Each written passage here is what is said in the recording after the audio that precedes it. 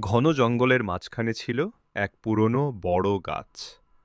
সেই গাছের নিচে শিয়াল পণ্ডিত তার পাঠশালা খুলেছিল।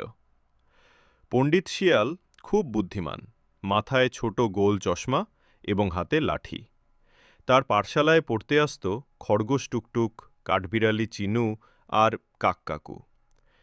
একদিন ক্লাসে শিয়াল পণ্ডিত বলল, বুদ্ধি সবচেয়ে বড় শক্তি। সবাই খুব মন দিয়ে শুনছিল। তখন হঠাৎ জঙ্গলে সিংহ এসে গর্জন করে বলল, আমিও কি তোমাদের ক্লাসে বসতে পারি? সবাই ভয় পেয়ে কাঁপতে লাগল, কিন্তু শিয়াল পণ্ডিত হাসি দিয়ে বলল, শিক্ষা সবার অধিকার, এখানে কেউ কারো উপরে নয়। সিংহ চুপচাপ বসে গেল এবং মন দিয়ে পড়া শুনল।